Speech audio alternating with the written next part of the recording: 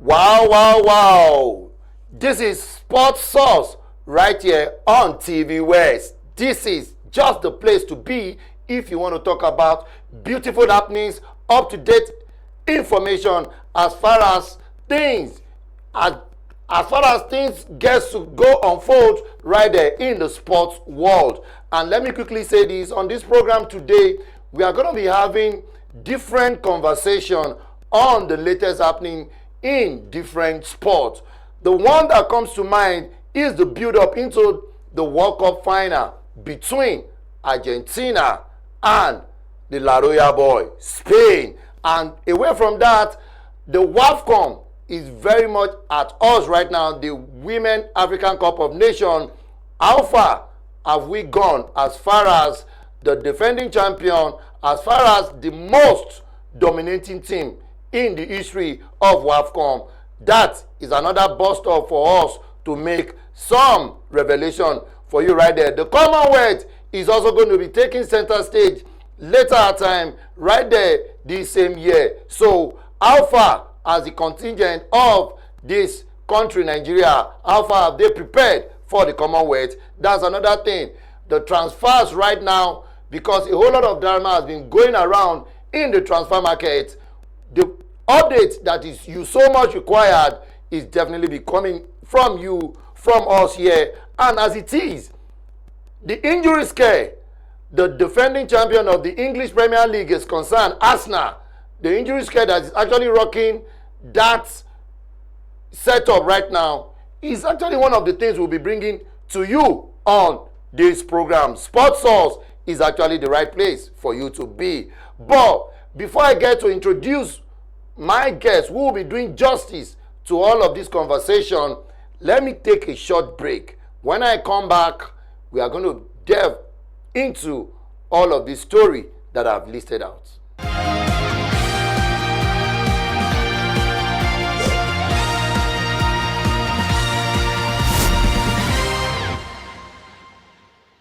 All right, you're welcome back. And this is still Sports Source right here on TV West. My name is Abiodun. I just said, like I promised before that short break, I'm going to be introduced my person, the so-called person that will be doing justice to all of the stories I've listed out. And that person is no other person, because it's my personal person. And my personal person is going to do the job for you and I, because he is going to be our personal person. And that is Emmanuel Olonode. Emmanuel, it's nice to have you here. Yeah, well, good afternoon, and good afternoon to our listeners. It's a pleasure being here, and as you know, always a pleasure to talk sports with you. You know, when we talk sports, there's no barrier. Definitely. We just have to go forward. We have to say it the way it is. Definitely. And we have to leave sentiment aside, because some people believe a lot in sentiment when you speak sports. Exactly. But we have to leave sentiment aside and just say it the way it is and let the whole world know what it is. But you know what? A single language that binds everybody together is just sports, and good to be here this evening. All right. That is Emmanuel Olonode for you. He doesn't miss words. He goes straight to the point. Like he said, we have to say it exactly the way it is. So, and that's exactly what we are going to be doing right now. Emmanuel, the FIFA World Cup is actually closing down now. Out of the supposed 104 games, we've seen 102. Meaning, we have 2 games to go. The losers final, let me call it like that, the losers final and the final itself. Emmanuel, so far in this World Cup, before we go into the games that is still yet to come, this World Cup has given us something very, very beautiful as far as football is concerned, or let me say as far as FIFA World Cup is concerned. We've seen 102 games so far, 2 games to go, and 297 goals has been scored. Compared to the last World Cup edition in Qatar 2022, which actually gave us 172 goals. But this is it. This is the first edition of the FIFA World Cup that we are going to be seeing 48 teams. The last one was 32. And as far as that last one was concerned, 64 games was played. So this one actually had 40 more games compared to the last one. Emmanuel, can you give me, or can you give us, what are the things you can say as far as the FIFA World Cup is concerned? Just I think the expanded version of the FIFA World Cup gave room for teams to actually showcase themselves. Yeah. Teams that ordinarily would not have made it to the World Cup. Exactly. They came to the World Cup, and we've seen that football is actually improving in some parts of the world. Yeah, And I can say that a bit of football is improving in Africa. Yeah. Maybe some African countries are looking at Morocco, the template Morocco has put in place that has allowed their men, their junior team, and their women team to develop. Some countries might have to look, in Africa, might have to look at that template and also push forward for their own development. Okay. I wish my darling country, Nigeria, can wake up from their slumber Must you go and there? look at it. No, we have to go there because it's a shame when we have 10 African countries and 10 countries representing Africa at the World Cup, and Nigeria is not part of those 10. And the fact that we have some of the best players on the continent, you look at the area of stars we have, and then you look at how they perform. But what has killed us is management and mismanagement. Wow. And you look at what happened to the Italian FA. A lot of them most of them they've resigned. But you know, just for Nigeria, the fact that they failed to Italy qualify for did the not World Cup. qualify for the World Cup. But you know, in Nigeria, shame doesn't catch the shameless, because most of our leaders, those that lead, are actually shameless in that affair. So you look at it basically, and then you ask yourself the question, what has actually happened? I think the World Cup has been fun. The World Cup has lived up to the expectation. Yeah. The World Cup, in some aspects, will have ended debate for some people about certain players, because a player came to the World Cup at 39 and is driving. I think the World Cup has humbled the English media because they had a lot to say before the game against Argentina, but certain Lionel Messi proved them wrong. So I think the World Cup is full of surprises. The World Cup, for me, has shown that preparation meets opportunity, and the least details is actually what drives you. Exactly. The least details is actually what pushes you forward. If you look at it now, we've played 102 games. I think we only have one game left, because I'm not looking at the third place. Even Thomas Tuchel said that his players were not planning on playing the third. No team plans on playing the third place game. Exactly. But what we are looking forward is a Sunday final between Argentina and Spain. Yeah. But the truth is, the most important goal of the World Cup will be scored there. All the other goals are important, but the most important goal of the World Cup waits till Sunday. Yeah, exactly. So we look at the players. Out of all, there are about 50-something players on the roster who is going to score that most important goal. So you look at it, the World Cup has lived up for me to the expectation, minus the side drama. A lot of people said that the World Cup FIFA favored Argentina. I said no, FIFA did not favor Argentina, because one thing is the fact that if Portugal had done their job and they had qualified well from their group, they would not have gone through that strong route in the knockout. But Argentina did their job, qualified well, ensured that they took the easy route. So I think people should leave. That's why I said, when you talk sports, you don't speak sports with bias, because it's very crazy if you speak sports with bias. But I understand the bias of people. They want a certain player to also leave the World Cup. But a certain player that wants to leave the World Cup, I'm not mentioning it because I want to speak to fact. Exactly. A certain player that wants to leave the World Cup must also understand for a fact that he has to carry the team and ensure that the player trusts him. We know you look at the speech where you are throwing your stones. I don't get myself involved in debates in between that debate. Same with me, yeah. Two great players who had played the game.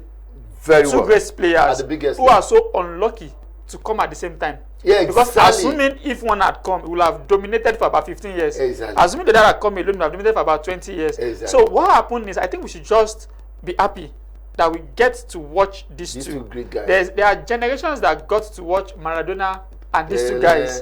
But there are generations that will watch these two guys. Exactly, yeah. And I don't know if you are going to get someone of these guys again. But overall, for me, I love the atmosphere that was created by fans at the World Cup. Yeah. I love the officiating also, I think, was not that bad. Yeah. But some people, based on bias, will say it's bad.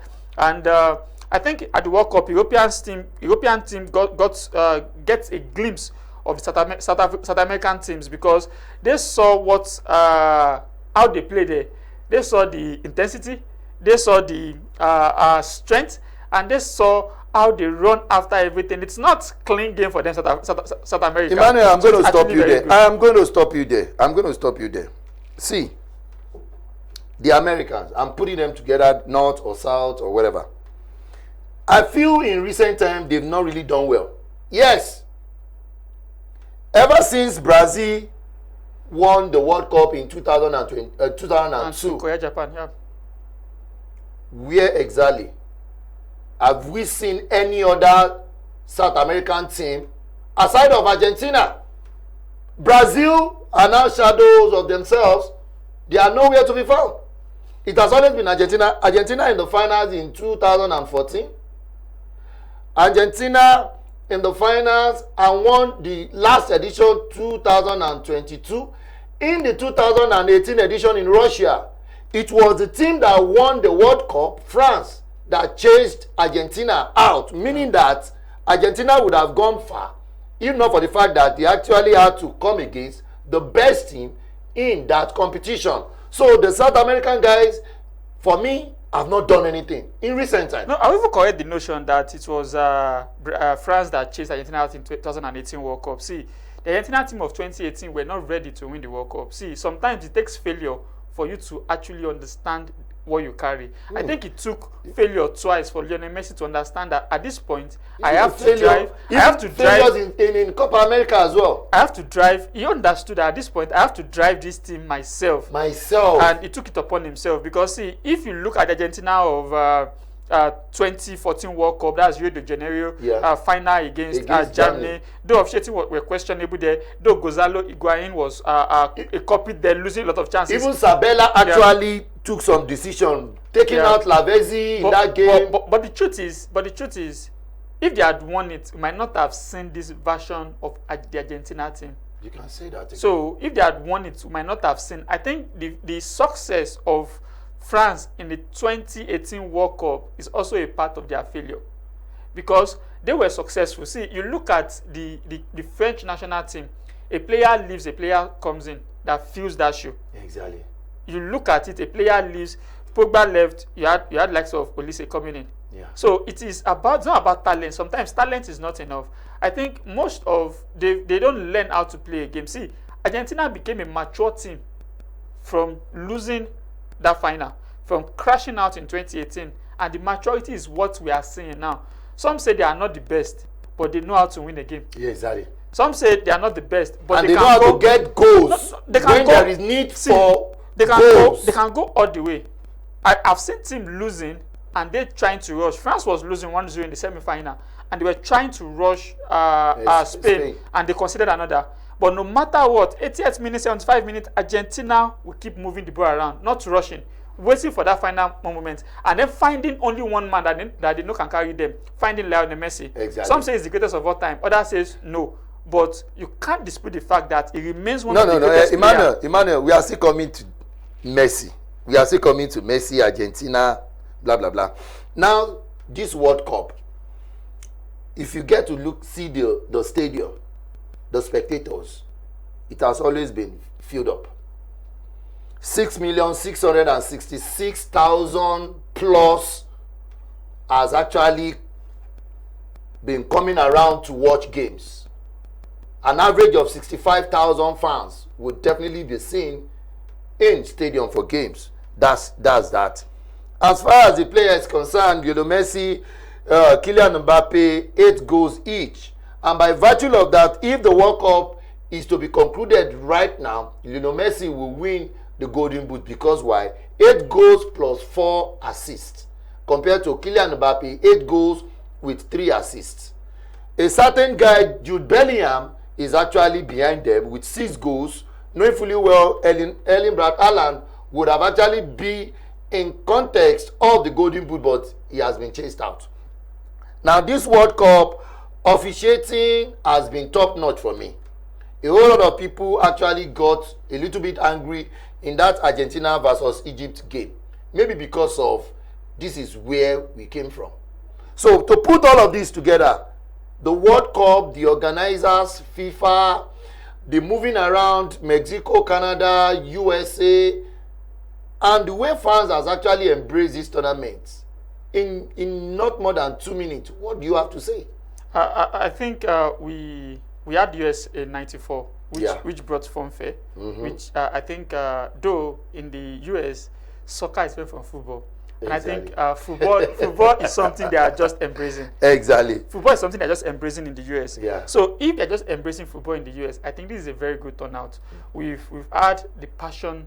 We've had. I think the only side to it that I don't enjoy is the treatment of the Iranian national team. I didn't enjoy the treatment of the national team because it takes time to recover. You can't allow a team to be traveling from Mexico to the US to play and then travel back immediately. It takes time to recover. Exactly. Even the elites are complaining. The elite players are complaining about recovery time. I think not allowing a lot. The visa issue was part of the problem, and the fact that the FIFA president or the FIFA itself could not interfere, could not speak to this. I think it's also a problem because. When you look at Qatar, FIFA they were very much involved in helping people access visa. But I think when you look at the US, I think FIFA became handicapped a bit. Maybe the fear of Donald Trump was the beginning of wisdom for FIFA president. I don't know. I think so too. But another controversy that might cost Infantino his position because European Football Association are not even supporting him right now is the decision on Folarin Balogun. For them to receive that red card that he got. So I think minus those controversy, we've had a very good World Cup. All right, we've had a very good World Cup. I can definitely say that we still have so much to talk about as far as the World Cup is concerned. But before we go further, let's go on this short break. When we are back, we'll continue from where we stopped.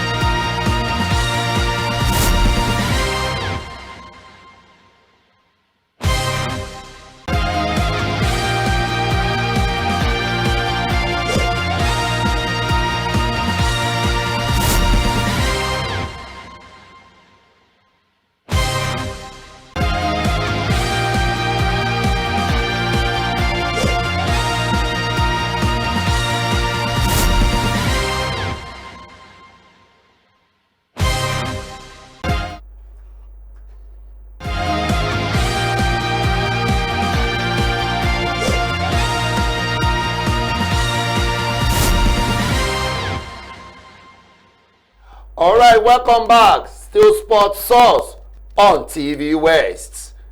The conversation we were having before that short break was about the World Cup.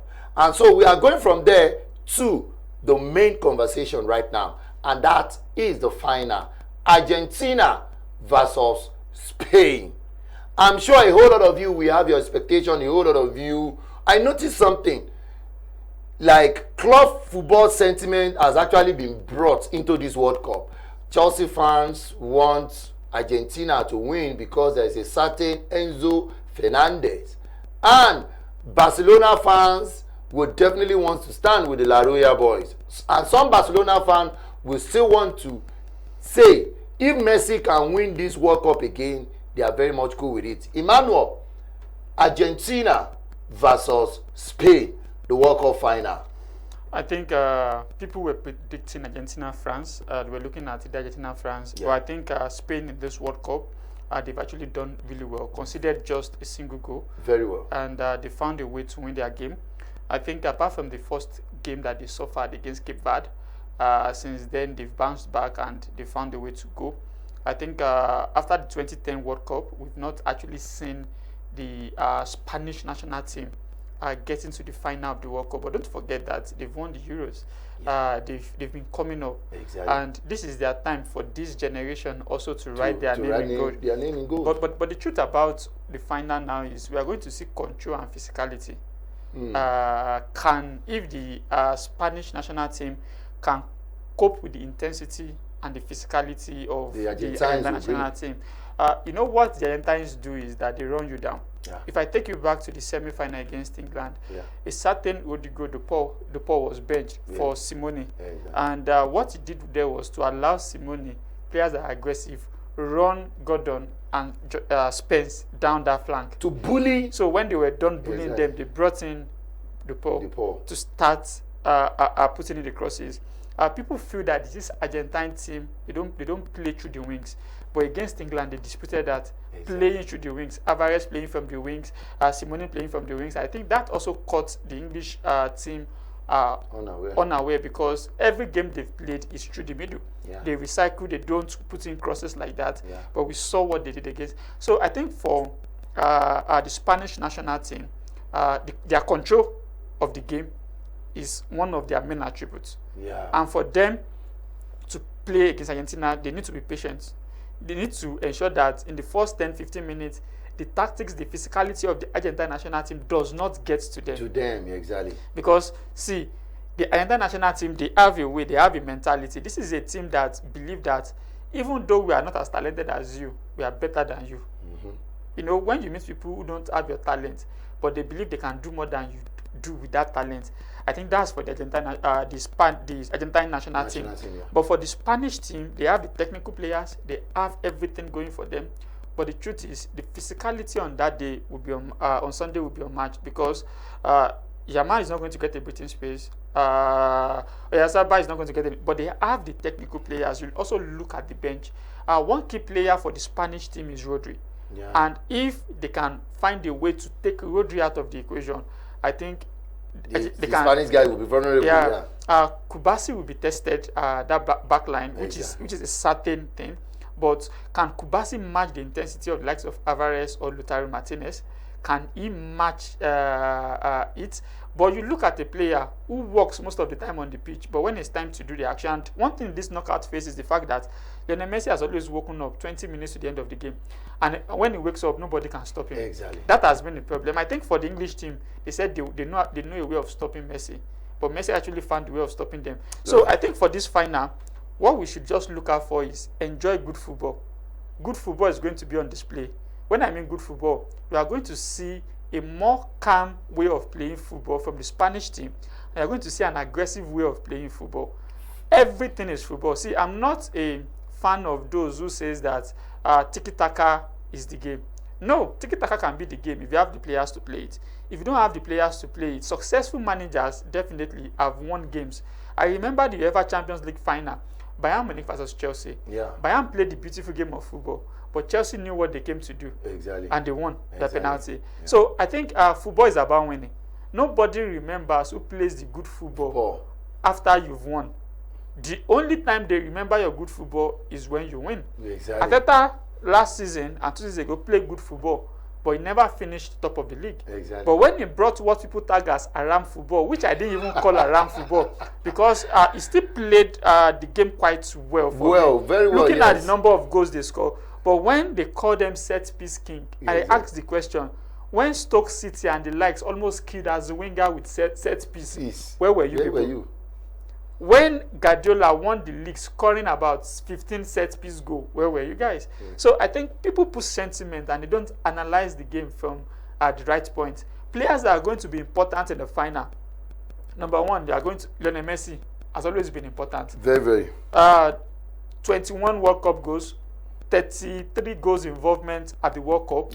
He has been a very important player. Rodri is going to be very important. Don't forget that in that defensive midfield position, Rodri has won the Ballon d'Or. So it's going to be very important. I think another player that will be important for the Spanish team is they're going to need, I don't know whether they're going to play Fabian Ruiz, but I watched him against France, and the calmness and the technicality he brings to that midfield, I think is going to be very important for them. So Enzo Fernandez, the man who won to Real Madrid, is also going to be important for them. I think he has lived up to that expectations, as in he has been in the last 4 years. That Real Madrid contract right now. In the last 4 years, he has been a very fine player. I'm not going to dispute that. From Qatar 2022 up to now, from moving from that Benfica to Chelsea, he has been a very fine player. Very. And I think he's becoming a more mature player. Because the mantle is going to fall on someone from that Argentine national team. And who is it going to fall on? Because Messi is 39. Messi will not play every game until the next Copa America. Messi will select games he play for them. So they need to have leaders in that team that will lead them. So I think Lautaro Martinez is also going to be very important because he has found a way to always come from the bench and get the goal. Do something very and they have found a way to connect to Messi, getting him the assist. I think as it is, you've said it well. And one thing that comes to mind has always been the fact that if you look at the Argentine team, it has always been the console being on a certain individual. In Mexico 86, Diego Armando Maradona was very, very crucial in that team. Argentine won. And in Italia 90, 4 years after, Diego Maradona was extremely out of this world. They got to the final, but unfortunately, the German actually stopped them. But they believe they were robbed in that final. Yes, you can say because of that penalty. Yeah, they believe they were robbed in that final. Now, another thing is, when Diego Armando Maradona left in USA 94, Argentina starts to struggle until Messi came. In 2006, he understood it. In 2010, it wasn't so like fun. But in 2014, Messi stood up and they got to the final. And now, we've seen what we are seeing right now. So, but we are not going to dwell so much on that. The final is still very much upon us. Argentina versus Spain.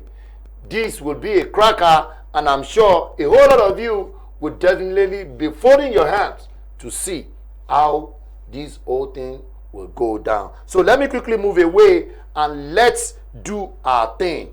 Emmanuel, the WAFCON, the Women African Cup of Nations, is going to be coming up anytime from now. And as it is, the 14th edition, the Super Falcons, they are so very motivated right now. If we take our minds back to how they get to win the last edition, coming from 2 goals down against the hosting country, Morocco, the next best women team in Africa, and being able to get that important victory. Emmanuel, I'm even afraid now that Morocco might be the best team in Africa. I think so. I guess they were bullied in that final. You understand? That experience wasn't there. And before you know it, that's why I give it to Ajibade in that particular game. He was able to bring everybody back into that game like, yes, we would get this done. And that was how it happened. So, Emmanuel, how far do you think our preparation has been? Justin Madugu, listing out names of players, is going to be taken along for this tournament, and how things has actually unfolded as far as the WAFCON is concerned. What do you have to say? I think the Super Falcons should know that the era of them dominating, winning 5-0, 7-0, has gone. That era is gone. They know. Why? We are playing catch up in football development, but talent is still sustaining us in women football. Exactly. And now, when the development catches up with our talent, we are going to suffer for it. Exactly. So that is why we are saving enough. 10 now.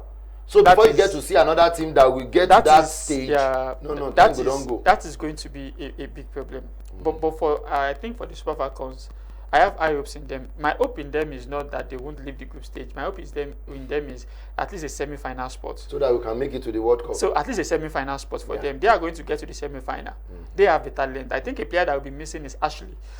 She has failed to overcome that injury, and she's not part of the squad. And if you look at that, she has been a very important member since she came into being of the Super Falcons. I'm surprised that Cesar is back in the team, because I thought that last WAFCON she has retired. But she's back in the team because I felt like she was going to leave the spotlight somehow after that last WAFCON, but she's back. He felt with the club football he did it at Al Hilal. I'm still confused. I can still do this tournament. A bit. I still have my reservation about how we choose team in this part of the world. I still have a bit of my reservation. Don't forget that Osimhen never made it in Lagos. He had to go to Abuja camp. He had to travel by night with someone that packed them in the bus, in the car before he got, and Amunike saw him and said, okay, they pick that boy in green.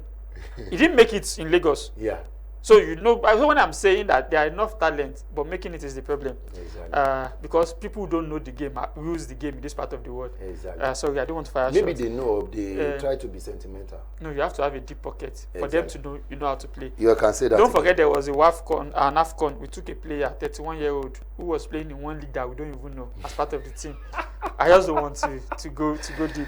But the truth about this is the fact that people are not anxious when it comes to the Super Falcons because they believe that they will deliver. Yeah.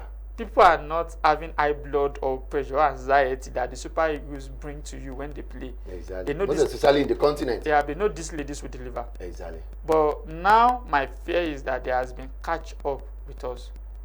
I think we saw it one time when we lost the final, when we didn't win an edition. Yeah. That was when I knew that, so these guys are catching up. I think that was when the Bayana won. We had the Bayana, and then Bayana started taking us to penalties. Exactly. That was when I knew that there's issue on ground. Don't forget, even the last WAFCON, it took that cross goal from. Is it Alozie? From Michel Alozie, Yeah. for us to score them. I think in 92nd minute. Exactly. So when I say catch up, we are not the way we used to be. Exactly. Don't forget that under 17 or that 20, then we beat everybody. And I think some players are overspent in the Super Falcons. You know, I'm very blunt when I say these things. Yeah, yeah. I think there's time to play and there's time to live. We saw the likes of Ijami Lucy. She was not even part of the team in the start, playing the last AFCON. And what a fine player she was. We had Esther Nkoronko. We have all these guys paying, who even had to take a step back. Don't forget, before the likes of Rita Chukwueluka left that team, we had to shout. Exactly. Like, you've done enough. It took Deborah Abiodun playing exceptionally before Esther Alimoto Ayinde was benched. Exactly. And Alimoto Ayinde had to up her game to come back into that team. So when it took a whole lot for us to drop Onome Ebi. Okay, yeah. Onomebi. Now with the Niger Rattles. Yeah, it took a whole lot for us to drop our age of 40 or 30 something. Exactly, yeah. It took a whole lot. And we had the likes of the menu. We have Osinachi or Adley. We had players who are waiting. Osinachi was a partner. So the menu was knocking on the door, coming from the other 20. And then it took a whole lot. Shout from Nigeria. This cannot run with all these young girls. But as far as the tournament is concerned, I think we are one of the favorites for the tournament. Yeah. Another team should look out for is the Morocco team. They are also going to fight all the way in this tournament. Definitely. The pain of losing the final last year is still there. And don't forget, it was experience. They outplayed us in the first phase of the game. Exactly. It was experience. That actually got us back. And they have experience of playing in the final now. So it might be a little bit dicey. Exactly. I'm not also ruling out I think, should I say, the Zambia ladies. Yeah. They gave us a run for our money also. Exactly. No, the last time we decimated them. The previous edition, they gave us a run for our money. Definitely they did. I think was it the third place? Yes. I think they dealt with us. I think it was in the third place. They gave us a run for our money. So what I'm expecting now is I think experience should come into bear for us. But we should know, this is to the administrators. My challenge has not been to the players, but to the administrators. That the house you failed to build, that you've cashed on for years, when it comes crumbling, you are not going to get a penny for it. You can say that. This is what is going to happen. You can say that again. But with all of what Emmanuel have said, we no suppose get, make I use that language, make I use it like that, we no suppose get high blood pressure for the Super Falcons to do something big. But this is Nigeria. Anybody can give you high blood pressure. And one thing about this one is the fact that no Women World Cup qualifiers will be held separately. So the first 4 teams that made it to the semi-final will automatically qualify for the World Cup, for the Women World Cup next year, and the remaining 2 others will have to go and play confederation playoffs right there. So Nigeria Super Falcons will be playing from the Group C, where Egypt, Malawi, and Zambia are right now. So as it is, all the best to the Super Falcons. So Emmanuel, still Nigeria right now. The Commonwealth, I think we have a whole lot of conversation on that, but time is actually not our friend right now. The Commonwealth, Toby Amusan, Ise Brune, these ladies, they are still keeping up to that level. They've not started falling victim of their standards right now. So, I think, what do you see as far as our participation right now at the Commonwealth is concerned? Because in the last edition, it was very, very okay. I can say that. We did awesomely well, but we are looking for something better than the last time. So, I think starting from, is it 23rd of July now? Yes. To August, I think August. One thing that we'll be seeing is, I think for Nigeria, there's no excuse for failure. Definitely. Because for the first time, the National Sports Commission has given them a top-notch facility in Aberdeen, Scotland, for them to train. To train, yeah. So there's no excuse that our training facility is not this, it's not this, that, yeah. and all. And I think you mentioned Tobiloba Amuson, but I'm looking at Koinsola Ajayi, the 100-meter boy from Ikorodu, who is running sub 9 at this point. Wow. Koinsola is running sub 9. I think the last time in the Diamond League, he just aced the likes of Emmanuel Iseme from. He aced all of them. All of them, yeah. Even the defending Olympic, he aced all of them. Koinsola has been on the limelight, and some of us have been shouting about Koinsola, the Ikorodu boy. He led the shows 2 years ago, and he's doing quite well. He has run, I think, about 3 sub 9 seconds this year. Yeah. So I think he has the second fastest 100-meter time this year. Wow. So it's a prospect for Nigeria that we might be returning to be reckoned as part of 100-meter men race through Koinsola Ajayi if he keeps it up. My hope is that he doesn't sign for a particular brand to be his sponsor, because that will kill him, because they currently train the 100-meter champion.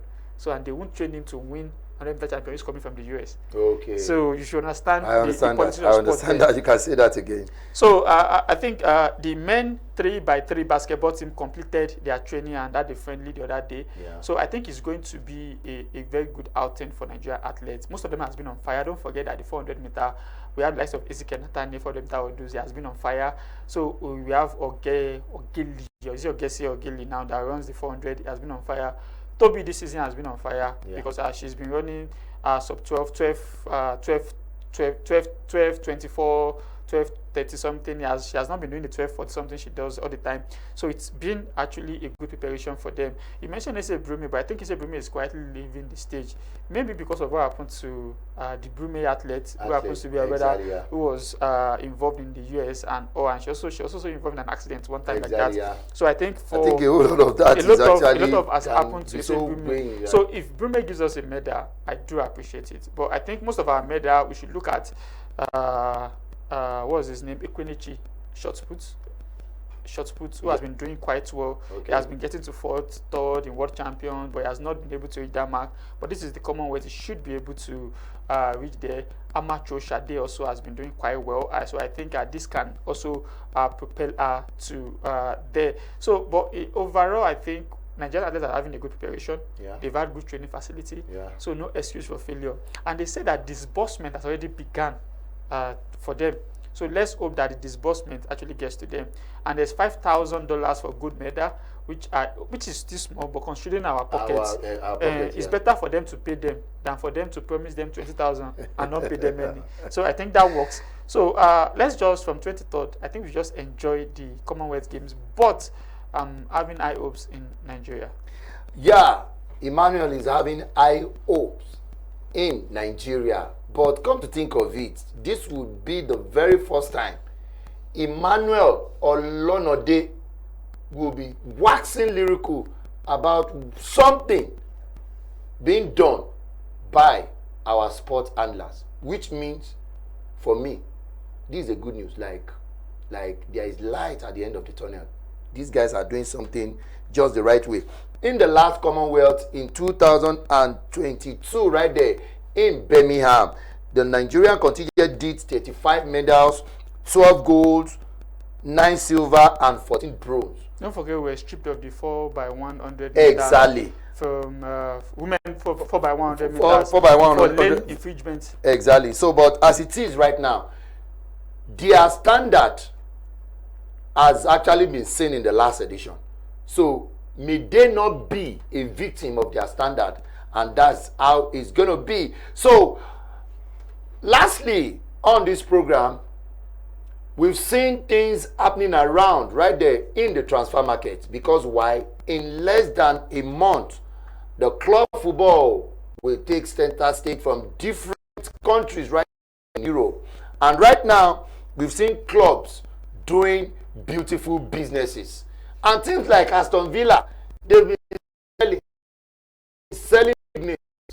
I don't know what they intend to do, but the World Cup has actually been making some things to hold back as far as negotiation and making some key transfer deals. So, Emmanuel, Real Madrid with Jose Mourinho, and Real Madrid has gotten Cucurella, and I'm saying Real Madrid will still press the button to get Enzo Fernandez, because what Enzo Fernandez is doing in this World Cup, I'm sure Real Madrid will want to call. Barcelona and Julian Alvarez, that saga is still ongoing, and one way or the other, I still don't think Barcelona will get the signature of Alvarez. But if they can do that, that will be a beautiful one. Manchester United has done Telemann. Manchester United has done goalkeeper backup, Dalot.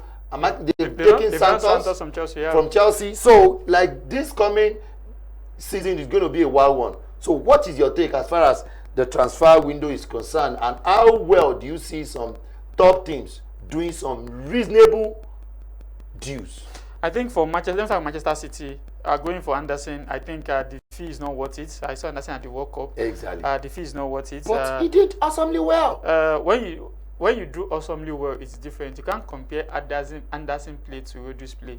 It's quite different. No, don't take it to that level. So we know how English market gets to high prices. No matter the pressure, Rodri is a player that doesn't recycle the ball. He beats the pressure for you. Anderson recycles the ball. Anderson is just like a downgrade of Declan Rice, who also recycles ball. The price tag is quite much. Exactly, you can say that again. Then you look at Manchester United going for Tillemans all the way from Henderson, Brazilian Henderson that they were not able to get due to, said from Atlanta, they said injury something, or I don't know, medical, he didn't pass medical. But you look at them going for Tillemans and Santos from Chelsea. Well, maybe they want to unleash Bruno Fernandes and close the space behind him next season. Definitely. Maybe. But I think it's also a good business because Tillemans is a winner and he has seen it all. He has won it all. So it's going to be a good addition for them if they want to win the FA Cup. Yeah, but I don't think it's a good addition if they want to win the Premier League. The Premier League. You look at Chelsea. Only God knows what is happening at Chelsea. Only God knows. But let's keep praying for Chelsea. Maybe we have to talk about that sometime because we're here. Yeah. But you look at Arsenal, I think the headache Mikel Arteta is happening right now is William Saliba, who got injured. We knew he had the injury before the World Cup because we know the likes of William Saliba, Declan Rice, Bukayo Saka, they were carrying injuries, but they were so important for the French and English national team. And now Saliba has gone off injured. I think it's going to be out for about 4 months. So market because they were looking at buying someone to raise Ben White to deputize for your Timber. Ben White might be kept to play in that central back position, or Timber move there and then they find a way to wait because they can't get an Saliba coming back who will sit on the bench. So they need a rotational squad player. And you also look at Declan Rice.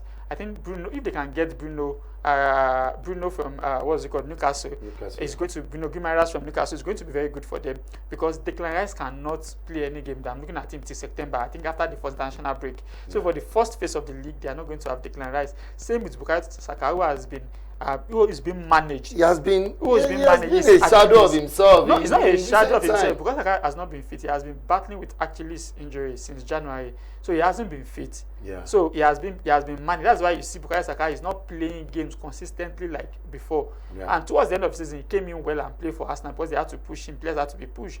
They've lost Trossard to Besiktas, and then they've gotten Christian from Club Brugge, 34 million, which is quite good. Which is quite good, but it saves them money but brings in experience. So I think Arsenal has been quiet, but I think now they are going for Morgan Rogers, who they are going to get after the World Cup. I feel like they're going to get him and they're going to close their deal. Julian Alvarez is still on their radar, but Barcelona and Atletico are playing they are playing senior wife and junior wife game with their husband, who is Julian Alvarez. Julian Alvarez has admitted that he wants to join Barcelona, who is his first choice, and if he doesn't join, he's looking at Arsenal.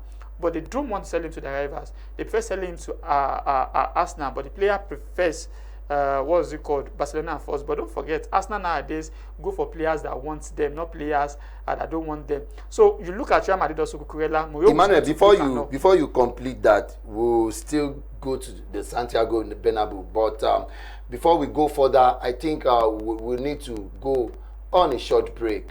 Just stay with us because when we get back, a whole lot of other juicy conversation will be coming up right here. Please.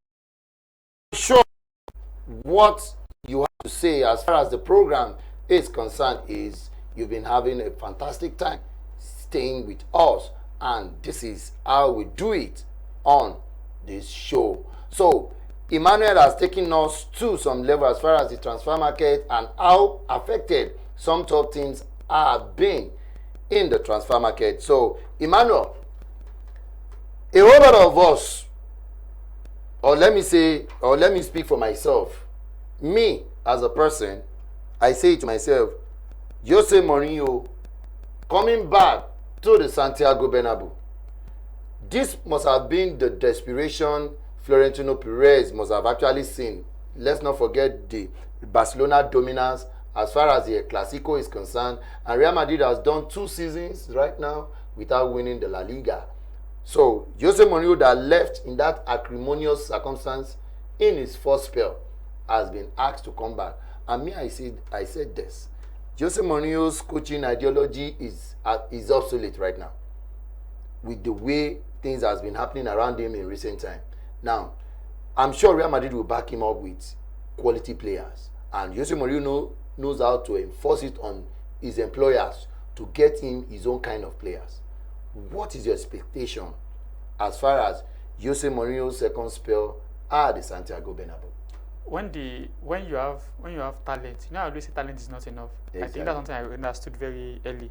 Yeah. Talent is not enough. When you have talent and they cannot deliver, then you have to bring in someone who can father them. They have the talent there, but they've been having babies as coaches. A more experienced Carlos Ancelotti could not father them. No, Ancelotti coaching ideology is different. Okay. See, Mourinho's coaching ideology is different. Mourinho is someone that will work. I listened to Mikel and he was talking about Mourinho spoke to Salah. And to Salah, you cannot run. Is it because you just got married? You are not running, and told him he's not in Chelsea. Salah was crying in Chelsea dressing room. The fact that you see players going all out to play for Mourinho. Don't forget, we can say that Mourinho he fell off the peak a bit. Exactly. No, it's not that Mourinho fell. Mourinho is it a bit? Mourinho doesn't have the kind of players that plays his mindset. The likes of Lampard, John Terry, Drogba, that will go. Players nowadays, everyone said that if Ferguson had coached in this area, maybe he would have been sued, he would have been in jail. He said, Ferguson will come and tell you, do you want me to stop paying you and end your contract if you don't play well? He's telling you when your contract, so you have to go there and play. But now we see them robbing players' head, psychology, everything. Talent is there in that Madrid team. Cohesion is not there. Teamwork is not there. Yeah. That's why you need Mourinho. Yeah. Because no player ego can be as big as Mourinho. At all. So I think maybe that is why Jose Mourinho cannot be actually hired to take on the Portuguese national team, because there is a certain so the way it is no player's ego can be as big as Mourinho. Mbappe, Vinicius Junior, everybody you have to succumb. All those clicks you're having, Mourinho will take you out, and Mourinho will sell you. Doesn't care who you are. Mourinho that brought in Adebayo to come and play in Real Madrid. He made Ike Casillas the second goalkeeper. He brought in Diego Lopez. So this is Mourinho for you. So they know that this man that is coming in is... See, when players feel that there is ego and there is clash of ego at the club, you bring in their father, the father of all egos, and they are bringing in Jose Mourinho. Jose Mourinho, yeah.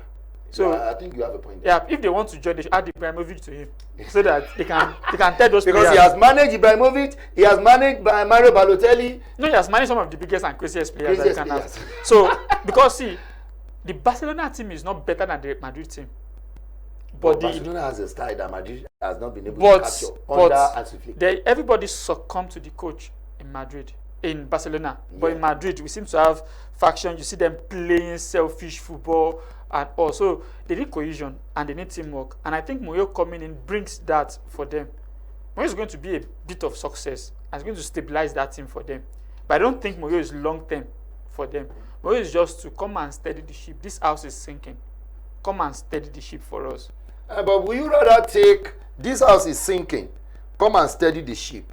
Jose Mourinho, as an individual, as a manager, is sinking as well. Jose Mourinho is not sinking. You don't bring a sinking captain to come and steady a sinking ship. I said something about the fact that you can look at his coaching experience in Fenerbahce, where clash of egos also chased him out. It was a success last season in what was it called, Benfica. How? It was a success Because of the unbeaten? And they lost the league by a margin. When Moyo was coming to Benfica, nobody believed that Moyo could galvanize them. But do you know what Moyo did to their star player in his first training? He asked them to run. Their star player did not run. He took him out. He took him out. He told one of the assistants, go and start training with the guy. He said they should run the old style of coaching. Yes, he said, no, you can't do that. They are going to play. Moyo just moved him out. Their star player. He came back after the third game. And since then, he has been running for Moyo. So, when I said there are players, there are managers with aura around them. Yeah. Though you might think they are falling. They are not falling because, see, Moyo will clash with board. He doesn't send you. Yeah. Moyo will wake up and speak his mind to board. That's why they don't want. You can sack me. You say, you sack me, we might say you make me rich. We might say he's not successful. But since he left Manchester United, has there been any more successful coach than him? Since Ferguson left, the most successful manager after Ferguson. Ferguson left Manchester United. They brought him Van Gaal. But out of all those people they've been bringing in, it's Moyo. But the clash of egos, because other teams are advancing, and he also needs to advance. He went to White Hart Lane. He went to Tottenham Hotspur. He went to the London Stadium. Tottenham Hotspur. A few days before he made the final for them, and they asked him to go. So it was a success. Keep telling them, no manager has made it. I came, I made it for you. So the clash of Roma is actually a beautiful story. Yeah, he had a beautiful story at Roma and also won. Yeah. So Mourinho is a winner, but Mourinho now and those in power will always clash because Mourinho believes when I'm in your club, I'm the club. But Mourinho's story and Perez, they know each other very well. Very, very well. So he has been there. I think Perez has this special affection for Jose Mourinho. Remember in his first spell, the then sporting director in Real Madrid, Valdano, was actually shut down for Jose Mourinho because Valdano has this attitude of walking into the dressing room to come and speak to the players whenever the team didn't do well in games and come, you hired me to do this. Will you allow me to do my job, or I should leave you with them so that you take on the job? So I think with Mourinho, you are going to see a different Madrid team. Yeah. It might take them a month or two because based on the World Cup, a lot of their star players played at the World Cup and they got in to the latter stages of the World Cup. You still have Mbappe there, so Mbappe is not even going to start playing. It's maybe like September or so. You have Bellingham is still there. So you have Cucurella is still there. So you are going to like miss a bit of their players. But don't worry, when Mourinho gets hold of them, you are going to see a team that grinds win, whether they play well or they don't play well. Wow. In fact, what Emmanuel just said, like maybe somebody who is actually a fan of FC Barcelona should just be weary of the arrival of the special one right now. But as it is, football will always be football. And whichever way you have to do it, football is like biscuits. You never know where it will crack. And that is how far we can go on this program, Sports Source on TV West. I'm sure you had a fantastic time. Staying tuned with us and enjoying every bit of what we have to serve on the program. But do not fret. We can just excuse ourselves right now. We will still be coming back on this program. Until then, TV West is actually a place to be when you want to have a fantastic time with beautiful programs. Stay tuned to this station and you will never regret you did. My name is Abiodun Ajose, and let me quickly say thank you to Emmanuel Olonode for doing justice to all the topics Thank you for having me. So until we come your screen again, stay tuned to TV West. Bye bye.